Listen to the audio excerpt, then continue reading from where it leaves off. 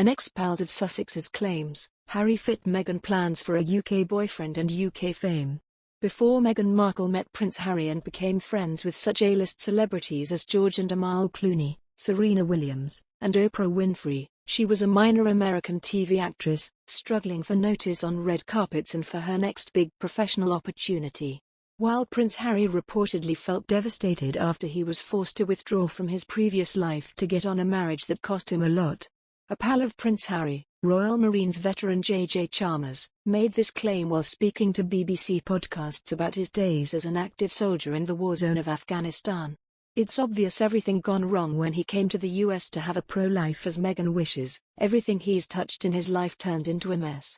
There's a rumor going around that he's left the house for a break on a number of occasions. Sometimes it's just to the beach to be alone, and others he's going to Elton John's home, which is empty for most of the year. The poor guy just needs time to think. Harry is very exhausted, and it allegedly shows with the way he looks and how he carries himself. It's very easy to forget just how personal the attack was against Kate on Oprah. William is understandably very protective of Kate. And let's not forget that Meghan directly accused Kate of making her cry rather than the other way around. She then accused Kate of briefing journalists against her. And I remember watching him come off the plane, and I didn't know him at this point, but I could see the heartbreak in his eyes. Coming back from Afghanistan and adjusting to the real world is difficult enough as it is. But I could just see sort of disappointment. I think he came down the stairs off the plane and was picked up by a car that took them off, but there must have just been a sense of I'm back in the real world. That's traumatic, that is traumatic. According to self-identified former friends in the British media, who tell the Daily Mail and other tabloids that her meeting Prince Harry was no accident. These ex-friends told the Daily Mail that the future Duchess of Sussex, 37, had become frustrated with how her career was proceeding in Hollywood.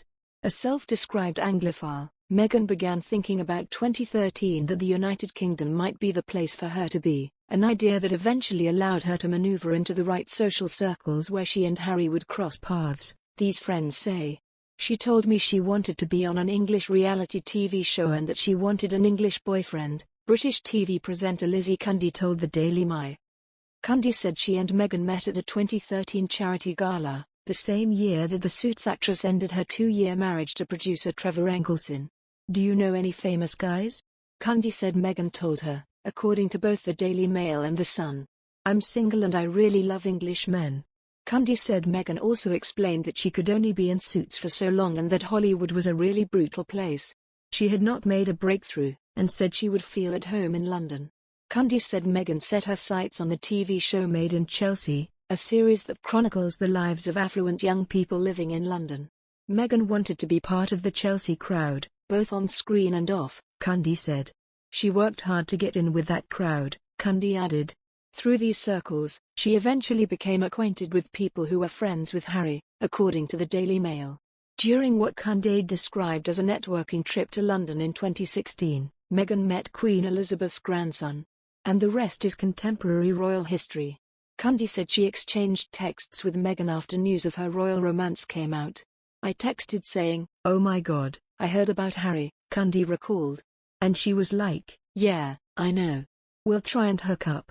She was probably told by the palace to end contact with people she befriended in the media. I was literally ghosted by her, Cundy said. This on-off portrait of Meghan, as a social climber who discards relationships when they no longer are useful to her, returns more than a week after Meghan was the subject of a flattering CBS special hosted by Gayle King, another of her and Harry's A-list friends. The special aired a couple of weeks after she gave birth to their first child, son Archie Harrison, on May 6. For the CBS special, Meghan and Harry appeared to give King and her US network unique, behind-the-scenes access by authorizing some of her friends to speak on her behalf. The friends, in describing how Meghan was adjusting to life in the royal family, pointedly denied reports that she is difficult. Another former friend and colleague who said Meghan ghosted her was Gina Nelthorpe-Crown, who found the future Duchess to be hugely charismatic when they first met in 2014. Nelthorpe-Crown told the Daily Mail she soon became both Meghan's agent and friend. She said Meghan gushed to her about how she and Prince Harry were going to change the world after the two took a romantic trip to Botswana in 2016. Nelthorpe Crown said she last heard from Meghan when the future Duchess told her she was giving up her career and terminating their contract. Meghan likes to move on, Nelthorpe Crown told the Daily Mail. Move on.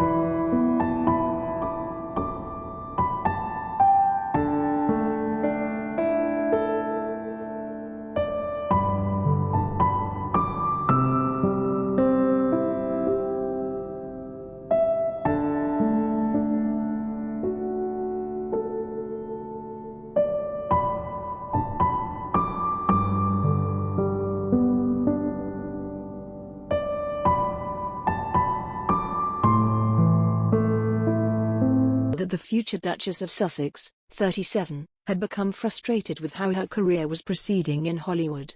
A self-described Anglophile, Meghan began thinking about 2013 that the United Kingdom might be the place for her to be, an idea that eventually allowed her to maneuver into the right social circles where she and Harry would cross paths, these friends say. She told me she wanted to be on an English reality TV show and that she wanted an English boyfriend, British TV presenter Lizzie Cundy told the Daily Mail. Cundy said she and Meghan met at a 2013 charity gala, the same year that the Suits actress ended her 2-year marriage to producer Trevor Enckelson. Do you know any famous guys?